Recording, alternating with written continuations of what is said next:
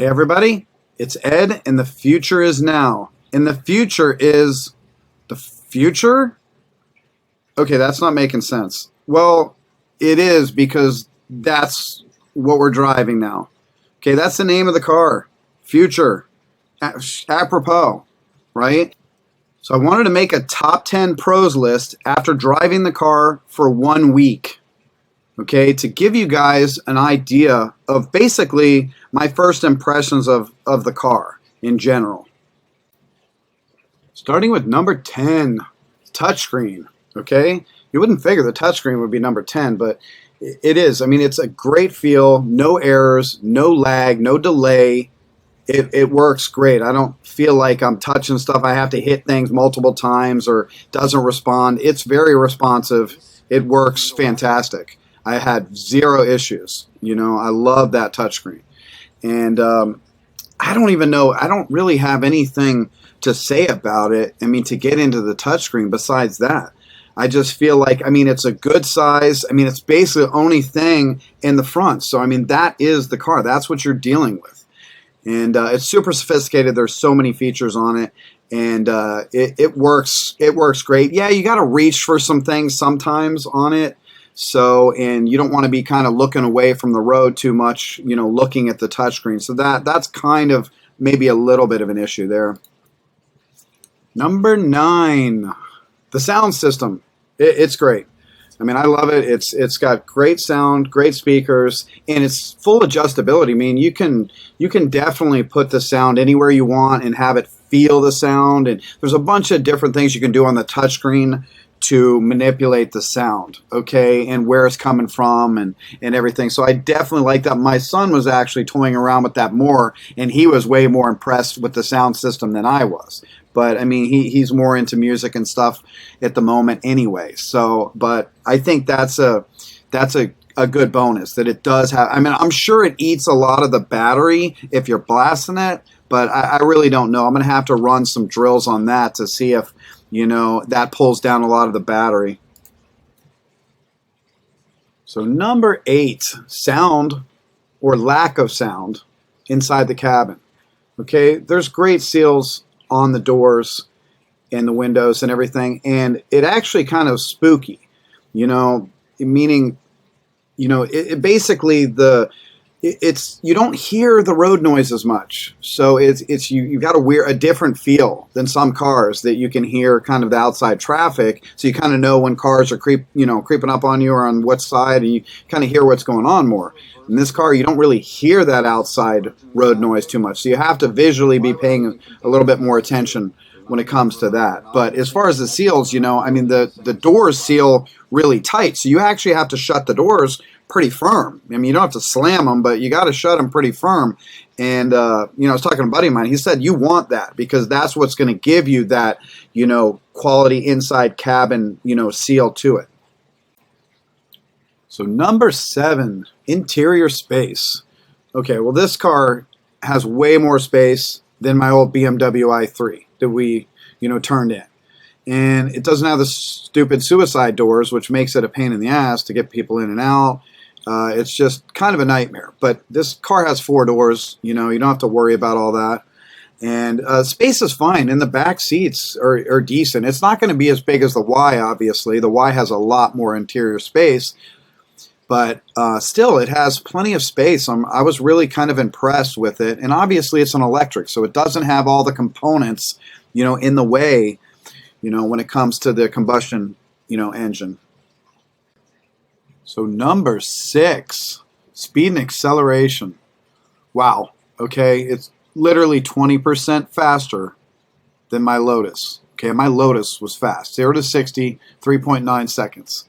0 to 60 in 3.2 seconds. Honestly, it feels even faster, but I'm going to have to do times on it to find out. But it's awesome. Gets in and out of traffic super easy. It's, you know, super smooth on the acceleration and braking and everything.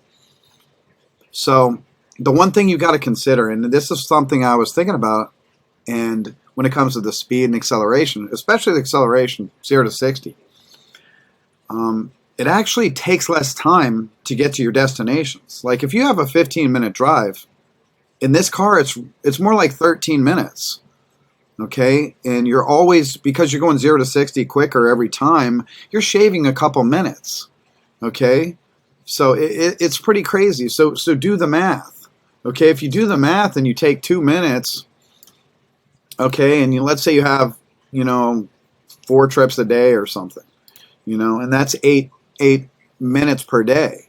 Multiply that times 5 days a week. Let's say you don't even drive for 2 days a week. That's 40 minutes times 52 weeks. It's 2,080 minutes. Okay, divided by 60 minutes in an hour, you're looking at 34.6 hours. That's like a work week. I mean, I don't know if these numbers are going to come out. It depends on how much you drive, obviously, but I'm almost positive it's a lot faster. Okay, and that's saving time. It may seem like trivial, but that's a lot of time. I mean, I guarantee you're going to spend probably more time wasted screwing around in your car for fun and just, playing with all the gadgetry and everything. But still, it's something to consider. Number 5, the Tesla app. The Tesla app is great. Unbelievable features on it. And I want to go into detail on the app because I use the app almost every day now. So it's great as far as the functionality. You can set your temperature in your car. So anytime I'm going to go anywhere, I set the AC before I'm in the car. Almost every time now. I set it for my wife almost every time now. If she's going to go somewhere, I just set it for her. And it just, cools down the car. So you're always, in Florida, it's hot. So you're always getting into a car that's at a solid temperature, and you can pop the front, you can pop the trunk, you can unlock the car, you can unlock the charging. There's just a ton to do here. Okay, the climate control I like. The controls in general I like because, you can honk the horn, you could flash the lights, you could start the car, open the front or the trunk, you could vent the car. So there's a lot to be done here with this vehicle, okay, when it comes to that. You can set the valet mode, Sentry mode, and speed limit mode. So you can set a speed limit. So, if somebody else is driving it, you can set the speed limit to max 65 or 60 or something like that. If the valet's, parking your car, it'll have like a max speed or whatever, and it'll lock all the trunks and the glove box and everything, so nobody will be pilfering through your car and such. So that's a pretty cool feature as well. Sentry mode is awesome too. Seeing videos from the front, the back, and both sides all the time, it's like recording. I bought a 1 gigabyte drive just for that purpose, so I can record all the data and I don't have to constantly take it out of the car every day or whatever. So I can leave it in probably for a lot longer period of time, maybe a week, couple weeks, or a month even, before pulling that drive out. The app also has location mode, which I like. So basically, if you just click on the location mode and click on the little car button, it shows exactly where the car is parked. Okay, and it shows if the car's driving, it shows that it's driving, what speed it's driving at. And so, let's say, for example, I use it for, let's say if my wife's coming home from something or whatever, then I know when to meet her to do something. If I'm dropping her something off or whatever, then I know where the car is. I know when she's pulling into the community and everything. So it's kind of nice to know, what's going on with the car anytime you kind of feel like it. There is some advantage to that. I kind of like that feature. And then you also got the summon mode, which we've actually toyed around with twice, very carefully, mind you, because, it's still in its, I wouldn't say infant stage, but it's still a little quirky, I would say. I guess that's a good euphemism for it. So we actually pulled it up. We actually went to my mom's house, and she's like, "Where's the car? Where's the car?" And then we were like whistling to the car, and then we summoned the car over, and she's like, "Wait, what? How is this car? This car is driving itself?" I'm like, "Yeah, Mom, this is the future of where we're going with technology." So I really freaked her out with that. And we were also messing around with it at my buddy's dealership, and we summoned the car, and it worked pretty well. It's like I said, a little glitchy, but I mean, it is pretty amazing, and I think the technology will continue to get better and better when it comes to the summon mode, you know. And it also has upgrades, service, roadside assistance as well on the app. So these are other things that would definitely help. I mean, it's got upgrades on there, so I guess if they put out an upgrade, we have all the upgrades currently right now with the car, but if they do have certain upgrades, you know, you're going to be able to access them there. And number 4 is the technology. Okay, it's way more features than I thought. I mean, I knew it was going to be high tech. I understand Tesla, the company. I understand the product. But it had a lot more features than I thought. I mean, I guess I really haven't been keeping up with it as much. You know, and we talked about Sentry Mode and stuff like that. And, you know, like the wipers being automatic, meaning like it knows how much it's raining, which is pretty cool. So it automatically came on. Like I was driving across the bridge and it started raining and I'm like, did I just turn the wipers on or what? And I'm like, oh, okay, whatever. I had it on auto and it just knew, you know, what to do there. You know, another thing is the car, like the other day, my son left the trunk open on accident and I'm upstairs and the car, or the car future basically texted me and said, hey, dude, your trunk's open. I was like, what? You know, but I mean, it didn't say dude, obviously, but I mean, I wouldn't surprise me with Elon. And kind of on a side note, speaking of kind of Elon and his goofiness, I did one of my first videos. It was about the obstacles and roadblocks of Tesla.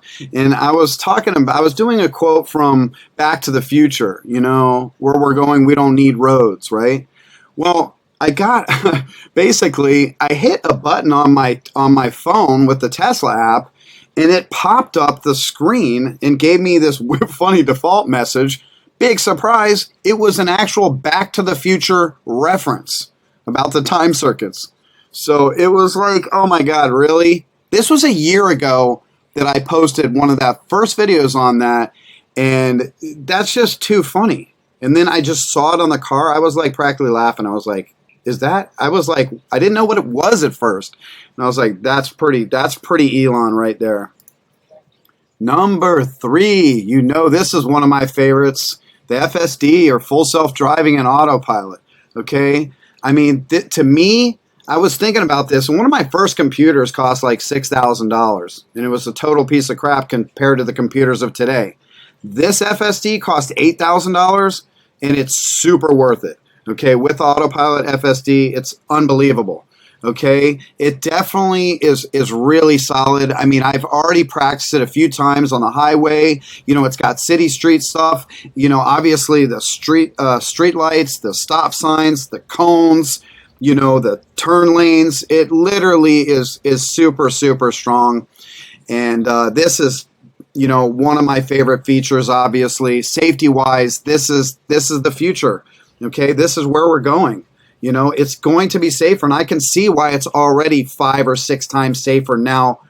So I don't want to get down too much of a rabbit hole with the FSD and autopilot features. I'll make some videos dedicated just to those features alone, because I think it's important for people to understand what it does, how it works, and if they don't already. So I will get further into that. So be sure to subscribe and hit the notification, and that way when we're posting the videos on that and you want to know more about the car and the features, that it'll pop up and you'll be able to check into that a little bit more into detail if that's your thing. Number 2, handling. Way better than I thought. Okay, I've driven a Lotus before, Elise, and that car handled better than any car that I've ever driven before. So I didn't expect this car to handle anywhere close, but it does. I mean, it's not quite, but it's pretty close. And the thing is you could put it in multiple modes. You can put it in sport mode, comfort mode, or standard. Now the sport mode, I always put it in, you know, it gives you the speed, and I also put it on the sport steering wheel as well. So, you know, you have to put a little more effort into actually turning the vehicle versus comfort, where you just touch it with your finger. That car is going to move. And then it's got standard, which is right in between. So these are, I mean, the car handles great. You know, I haven't pushed it, but I mean, I may take it to the track. I'm not sure. If I do, I'll definitely post a video on that. finally down to number one, and that is comfort. I honestly just did not expect this car as like a sports car to be this comfortable. Seats are super plush, super soft, super comfortable. The ride is super comfortable even at higher speeds. It's got an amazing ride. Okay, super soft. And visibility, yeah, the visibility everywhere is phenomenal. So, I mean, overall, you know, comfort is number one. I mean, if you're going to be driving in a car at any lengths of time. So I've heard a few stories about like people falling asleep in the car and they're on their autopilot or whatever. Now I understand. I used to think that was completely absurd, but now I get it. If you've got the comfort setting on the AC and you're sitting in those seats and the car's doing most of the work for you, I get it. You know, I'm not advising anybody do it. I mean, they're not ready for this type of thing. It's just, we're not quite there, okay, where you can sleep in a car yet. But now I totally understand. And that's because of the comfort zone. So I hope this video has been kind of informative to you. This is my first week in the car. So this is my view of things right now. You know, down the road, maybe in a year, I'll post something similar to see if I have any issues. This is the top 10 pros list of the Performance Model 3. And I just wanted to go into detail on some of those items. So if you liked the video, please click the like button. Subscribe. It's free to do, but it helps the algorithm on YouTube. And you click on the bell notifications and you will get all future notifications of the Future Mobile. All right. Have a great day. Talk to you guys later.